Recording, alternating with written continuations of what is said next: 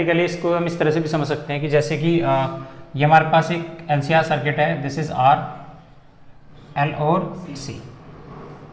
ये हमने एक वोल्टेज अप्लाई करी और ये जो वोल्टेज है E is equal to E naught sine omega t होती है। और हमें पता है कि ये क्या है, R है, ये क्या है, L है और ये C है। सीरीज में करंट सब में क्या रहते हैं, सेम।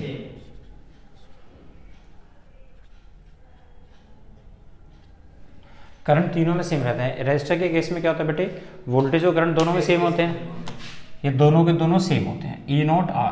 इंडक्टर के केस में क्या होता है, वोल्टेज ज़्यादा होती है, और कैपेसिटर के केस में करंट E नॉट C। और हमें पता है कि जो हमारी अप्लाइड वोल्टेज होती है, अप्लाइड वोल्टेज मान लो हमने E note the maximum voltage, तो ये अप्लाइड वोल्टेज इन तीनों के वेक्टर सम के इक्वल होगी। अच्छा, अब अगली बात सुन, अगर मेरा सर्किट रेजोनेंस है, बड़े ध्यान से सुनना, अगर मेरा सर्किट रेजोनेंस है, उस कंडीशन में अगर मैंने यहाँ पे 100 वोल्ट का EMF दिया, कितना दिया, 100 EMF, तो इन तीनों के सम के इक्वल होना चाहिए वोल्टेज। अच्छा, लेकिन जब सर्किट मेरा रेजोनेंस होता है तो उस सर्किट में कौन रह जाता है, सिर्फ रजिस्टर। तो जो मुझे वोल्टेज नजर आएगी वो किसके अक्रॉस नजर आएगी, सिर्फ R के across. Are you getting my point? भाई जब सर्किट मेरा रेजोनेंस हो जाता है तो Z is equal to R नहीं हो जाता, तो Z is equal to R हुआ, लेकिन मेरा सर्किट में LB है, CB और RB है, तो LB जीरो नहीं हुआ, CB जीरो नहीं हुआ, सिर्फ क्या जीरो होता है, XL और माइनस XC का डिफरेंस जीरो हो जाता है। Should I repeat? अगर मेरा सर्किट Z है तो Z इज इक्वल टू कितना होता है बेटे, अंडर रूट में XL माइनस XC का whole square plus R square. इसका मतलब ये है कि अगर मैं यहाँ से जो टोटल वोल्टेज अप्लाई कर रहा हूँ E नोट, वो किसके इक्वल है, आंसर है E naught L minus E naught C के whole square plus R square के इक्वल ही तो हुआ। जब हमारा सर्किट रेजोनेंस होता है तो XL किसके इक्वल होता है, XC। अब तुम्हें पता है सीरीज में करंट बराबर है, तो अगर मैं इसको I नोट से मल्टीप्लाई कर दूं तो कितना हो गया, E naught L is equal to E naught C तो हो जाता है। और हमें पता है हमारी अप्लाइड वोल्टेज इन तीनों की वोल्टेज के वेक्टर सम के इक्वल होगी, यही तो होती है। अब इस केस में मान लो E नोट और E नोट और EC बराबर हो गया, EL और EC, अगर ये दोनों बराबर हो गए यहाँ से तो क्या हो गया, तो आंसर है जो मैं वोल्टेज अप्लाई जो डेवलप दूंगा वो वोल्टेज मुझे कहाँ नजर आएगी, तो आंसर है जो रजिस्टर है उसके अक्रॉस नजर आएगी। भाई ये तो जीरो, ये दोनों बराबर हो गए ना यहाँ से, अगर XL और XC बराबर हो गया तो E naught L is equal to E naught C, और मुझे पता है मेरी अप्लाइड वोल्टेज इन तीनों की वोल्टेज के वेक्टर सम के इक्वल होती है, और ये वोल्टेज होती कितनी है, इतनी। तो इसका मतलब EL और E नोट C इन दोनों की वोल्टेज कैसी होगी, बराबर। अगर ये बराबर हो गई तो मुझे जो टोटल मैं अप्लाई वोल्टेज कर रहा हूँ वो मुझे कहाँ अपीयर होगी, रजिस्टर में। ये बात समझ में आती है, रजिस्टर में मुझे वोल्टेज मिलेगी। तो मैं इस वाली वोल्टेज को चाहे यहाँ देखूं चाहे यहाँ देखूं, मुझे पता है पूरे सर्किट में वोल्टेज इतनी जा रही है, जबकि यहाँ पर भी वोल्टेज होगी, इसमें भी वोल्टेज होगी, इसमें भी वोल्टेज होगी, लेकिन इन दोनों की वोल्टेज एक दूसरे के बराबर होगी, जो एक दूसरे को कैंसिल कर देंगे, एक दूसरे को कैंसिल कर देंगे। अब एक थोड़ी छोटी सी बात और बारीकी सी बात जरा ध्यान से सुन लो।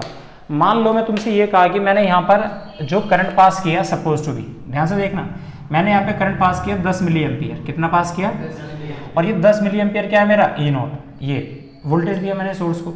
अगर मैंने यहाँ पे 10 मिली वोल्ट दिया तो मुझे कुछ वोल्टेज इसमें भी मिलेगी, कुछ मुझे वोल्टेज इसमें मिलेगी, कुछ इसमें मिलेगी। इसमें मान लो मुझे जो वोल्टेज मिली वो मिली मुझे 100 मिली वोल्ट, कितना मिला, 100 मिली वोल्ट। तो पक्का अगर मेरा सर्किट रेजोनेंस है, एट रेजोनेंस, तो पक्का जितना E नोट L है उतना ही मुझे क्या मिलेगा, E नोट C मिलेगा भाई। तो यहाँ पर ये मुझे कितना मिला, ये भी कितना मिला, दिस इज 100 मिली वोल्ट। तो अगर मैंने यहाँ से E नोट 10 मिली एम्पियर दिया है तो मुझे इन तीनों का सम कितना मिलना चाहिए, 10 मिली वोल्ट, 10 मिली वोल्ट, ये तो मिलना चाहिए बेटे। अच्छा, अब मुझे 10 मिली वोल्ट मिलना चाहिए, तो इसका इन तीनों का अगर मैं वेक्टर सम करूंगा तो ये दोनों तो बराबर आ गए। तो जो मैंने वोल्टेज अप्लाई करी है वो मुझे किसमें मिलेगी, रजिस्टर में। तो मुझे इस रजिस्टर के अक्रॉस जो वोल्टेज मिलेगी वो कितनी मिलेगी, यहाँ से 10 मिली वोल्ट। इतनी बात समझ में आ रही है? ओके। अच्छा, अब हमने क्या करा, यहाँ पे 10 मिली वोल्ट दिया मैंने यहाँ से, तो मुझे रजिस्टर में 10 मिली वोल्ट मिला, लेकिन इसमें कितना मिला, 100 मिली वोल्ट। इसमें 100 मिली वोल्ट क्यों मिला, तो आंसर है ये 100 मिली वोल्ट क्यों मिला, क्योंकि ये डिसाइड करता है E naught L। E naught L क्या होता है, I नोट XL। अगर मैं I नोट XL की बात करूं तो XL होता कितना है, XL की बात करें तो XL होता है ओमेगा नोट L। क्या होता है, अब यार ये L क्या है, तो आंसर है L ज्योमेट्री की प्रॉपर्टी है। L क्या है, कोयल की ज्योमेट्री की प्रॉपर्टी है, और L होता है mu naught N square A upon में L। अब हमने क्या कर रखा था, इस कोयल के नंबर ऑफ टर्न को इतना स्ट्रांगली तरीके से बढ़ा रखा था, नंबर ऑफ टर्न को बढ़ा रखा था, तो L क्या हो गए, बढ़ गए। एल बढ़ेगा तो एक्सएल बढ़ेगा, और एक्सएल बढ़ेगा तो क्या बढ़ेगा, ई नोट एल बढ़ेगा। ये तो है बेटे ई नोट एल।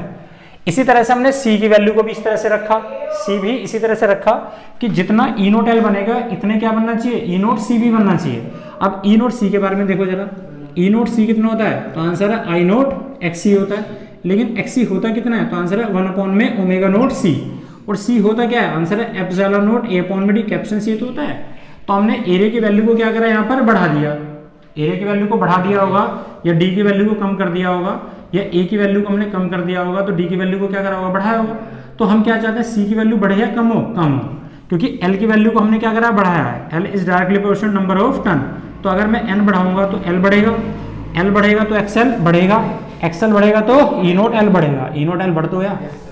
तो हम क्या चाहते हैं, एक्सी की वैल्यू भी बढ़े, लेकिन एक्सी की वैल्यू को बढ़ाने के लिए, एक्सी की वैल्यू को बढ़ाने के लिए मुझे सी की वैल्यू को कम करना पड़ेगा। सी की वैल्यू को कम करने के लिए हम क्या करेंगे, या तो उसके एरिया को कम कर देंगे या डिस्टेंस को बढ़ा देंगे।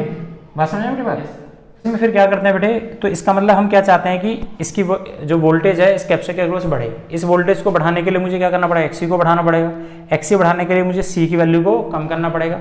सी की वैल्यू को कम करने के लिए या तो एरिया को कम करो या डी को बढ़ा दो, distance between the two plate. इनमें से कोई भी हम चेंज करके सी की वैल्यू को कम करते हैं। सी की वैल्यू कम करेंगे तो एक्सी बढ़ेगा, एक्सी बढ़ेगा तो ई नोट सी बढ़ गया। अब हमने इस पूरे सर्किट में सी की कोई एक वैल्यू रखी, एल की एक वैसी वैल्यू रखी जिससे कि मुझे इन दोनों के अक्रॉस 100 मिली वोल्ट मिले। लेकिन अगर मैं तीनों का अभी भी टोटल करूंगा तो मुझे कितना मिलेगा, 10 मिली वोल्ट। अब एक बात बता, मैंने यहाँ पे 10 मिली वोल्ट अप्लाई करके मुझे इंडक्टर के अक्रॉस कितना मिला, 100 मिली वोल्ट। अब 100 मिली वोल्ट मिला तो हमने क्या करा, यहाँ पर एक म्यूजिक सिस्टम लगा दिया, एक स्पीकर लगा दिया। ये क्या हमारा एक स्पीकर है। अब जब वो स्पीकर बजेगा तो उसके पास कितनी वोल्टेज होगी, 100 मिली वोल्ट। तो 100 मिली वोल्ट से साउंड मेरे कानों में आएगा तो मैं उस साउंड को सुनता हूँ। एक बात, दूसरा सुन। अब हमने दूसरा एक एलसीआर सर्किट लिया।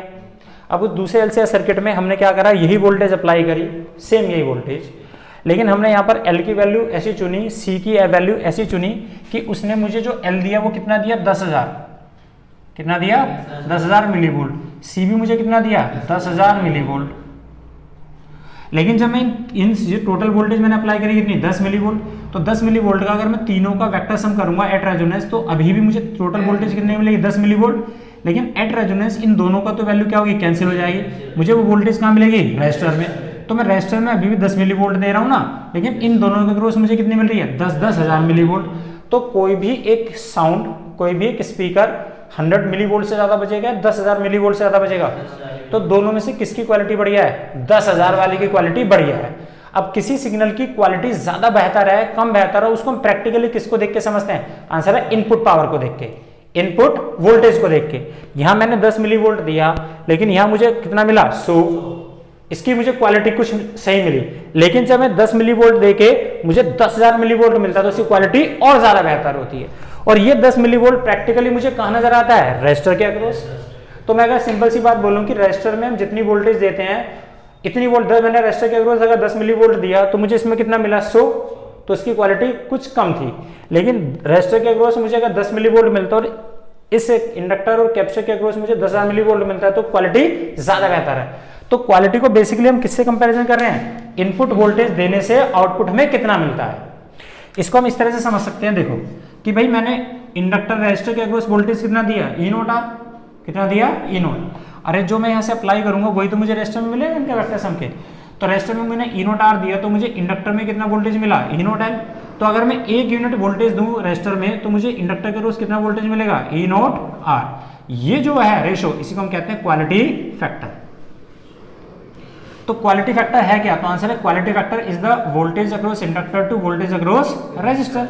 और इंडक्टर की वोल्टेज को मैं ये भी ले सकता हूँ आई नोट एक्सएल, और ये कितना है, आई नोट एक्सी। ये कट गया यहाँ से, आई नोट आर, सॉरी कितना है, आई नोट आर कट गया यहाँ से। और एक्सएल को कहना है राइट, एक्सएल कितना होता है, ओमेगा नोट सी, क्योंकि रेजोनेंस पे काम कर रहा है भाई। ये किस पे करेगा, कि रेजोनेंस पे काम कर रहा है तो कितना हो गया, ओमेगा नोट एल। ये बात समझ में आती है। अगर ये ओमेगा नोट एल हो गया तो ये कितना हो गया, दिस इज आर। इसे क्वेश्चन नंबर फर्स्ट डाल दी। नाउ हमें पता है कि हमारी नेचुरल फ्रीक्वेंसी ओमेगा नोट होती कितनी है, अंडर रूट में 1 में एल सी। इतनी बात समझ में आती है। ये तो होती है हमारी नेचुरल फ्रीक्वेंसी। इसकी वैल्यू इसमें पुट करो, पुट इन इक्वेशन फर्स्ट। अगर इसमें पुट करेंगे तो क्वालिटी फैक्टर मुझे कितना मिलेगा, यहाँ रखिए 1 अपॉन में अंडर रूट में एल सी और कितना एल अपॉन में आर।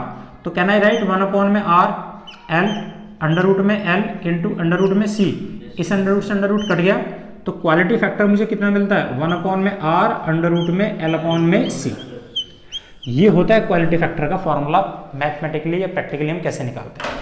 अब ये क्वालिटी ज्यादा होगी या कम होगी वो कौन डिसाइड करता है, ये 3 फैक्टर। अब तू सोच, अगर मैं जो सिग्नल की क्वालिटी ज्यादा बेहतर चाहिए तो फैक्टर अफेक्टिंग क्वालिटी फैक्टर।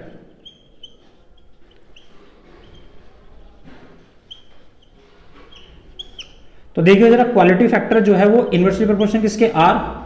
तो अभी हमने देखा जितना रेजिस्टेंस कम होगा उतना क्वालिटी क्या होती है ज्यादा बेहतर होती है। अभी पढ़ा ना हमने शार्पनेस में। नंबर दूसरा, अभी हमने देखा इस सर्किट में कि अगर मुझे क्वालिटी ज्यादा बेहतर चाहिए तो एल की वैल्यू को कैसा करना है ज्यादा और सी की वैल्यू को क्या करना है कम, क्योंकि इसके क्या है इनवर्सली प्रोपोर्शनल। सी के कैसा इनवर्सली और डायरेक्टली प्रोपोर्शनल किसके है एल के। तो क्वालिटी को इंप्रूव किया जा सकता है। इसी तरह से कोई जरूरी नहीं है कि आप इस फार्मूले को इसी तरह से ड्राइव करें, इसको आप ऐसे भी ड्राइव कर सकते हो अनदर मेथड कि मैंने रेजिस्टर के अक्रॉस जितना वोल्टेज दिया तो जितनी वोल्टेज यहां दूंगा उतनी यहां मिलेगी, उतनी यहां भी तो मिलेगी कैपेसिटर में। तो ई नोट आर अगर मेरी इनपुट वोल्टेज थी तो मेरे को आउटपुट में कैपेसिटर में कितना मिलेगा ई नोट सी। तो एक यूनिट अगर अप्लाई करूं तो ई नोट सी अपॉन में कितना हो गया ई नोट आर, इसी को हम क्वालिटी फैक्टर कहते हैं। तो क्वालिटी फैक्टर को बेटे मैं ये भी तो लिख सकता हूँ आई नोट सी को आई नोट एक्स सी और कितना हो गया आई नोट आर, आई नोट से आर नोट गया तो एक्स सी कितना होता है 1 अपॉन में ओमेगा नोट सी, रेजोनेंस है ना बेटे इनटू आर। और ओमेगा नोट की अभी हमने वैल्यू लिखी है, ओमेगा नोट कितना होता है 1 अपॉन में अंडर रूट एल सी। तो अंडर रूट में एल सी तो ऊपर पहुंच जाएगा और ये कितना है सी और आर, अंडर रूट से अंडर रूट सी गया तो देखना क्वालिटी फैक्टर देखो कितना आ गया 1 अपॉन में आर अंडर रूट में सी, दोनों से सी। ठीक, तो ये क्वालिटी फैक्टर का फॉर्मूला होता है। इसी क्वालिटी फैक्टर के फॉर्मूले को हम बैंडविड्थ की फॉर्म में भी लिख सकते हैं। कैसे लिख सकते हैं जरा देखना। Quality factor in the form of bandwidth. बड़ा सीधा सा इसका रूल तरीका होता है। ये हमारी मान लो एक फ्रीक्वेंसी थी डब्ल्यू नोट और ये क्या है इसकी बैंडविड्थ है, दिस इज बैंडविड्थ। तो यहां से यहां तक का डेल्टा ओमेगा, ये भी कितना है डेल्टा ओमेगा, तो टोटल बैंडविड्थ कितनी हो गई 2 डेल्टा ओमेगा। और ये क्या डब्ल्यू नोट हमारी नेचुरल फ्रीक्वेंसी है, रेजोनेंस फ्रीक्वेंसी। तो इसका मतलब ये होता है बेटे जितनी हमारी बैंडविड्थ है ना तो 2 डेल्टा ओमेगा मेरी बैंडविड्थ पर, इतनी बैंडविड्थ पर मुझे सिग्नल कितना मिलता है डब्ल्यू नोट। तो अगर मैं इसकी 1 यूनिट अगर मेरा यहाँ पे 1 यूनिट अगर मेरी बैंडविड्थ होती तो मुझे सिग्नल की क्वालिटी कितनी मिलती इतनी पर, इतनी बैंडविड्थ पर मुझे क्वालिटी कितनी मिल रही है डब्ल्यू नोट। अरे तो अगर मेरी बैंडविड्थ 1 होती तो कितना मिलता है 2 delta omega, this is known as को क्वालिटी फैक्टर। तो इसको हम ये भी ले सकते हैं ओमेगा नोट क्या था हमारी रेजोनेंस फ्रीक्वेंसी और ये क्या हमारी बैंडविड्थ। और अभी हमने डिसाइड किया है कि क्वालिटी फैक्टर इनवर्सली प्रोपोर्शनल किसके होता है बैंडविड्थ के होता है। जितनी बैंडविड्थ कम होगी तो गिवन सिग्नल की फ्रीक्वेंसी उतनी ज्यादा बेहतर होगी, क्वालिटी ज्यादा बेहतर है। उसको देखने का तरीका क्या है, शार्पनेस को देखो, जिसकी शार्पनेस ज्यादा है उसकी पावर ज्यादा है, उसका करंट ज्यादा है, रेजिस्टेंस उतना कम है, लेकिन उस कंडीशन पे गिवन एल पे गिवन सी पर उसकी वैल्यू रिमेन सेम रहेगी। इतनी बात समझ। This is all about the quality factor. तो क्वालिटी फैक्टर को हम इस तरह से यूज किया करते हैं। इनपुट कम दो, आउटपुट जितना ज्यादा मिलेगा इंडक्टर रेजिस्टेंस के अक्रॉस वो हमारा सिग्नल की क्वालिटी है।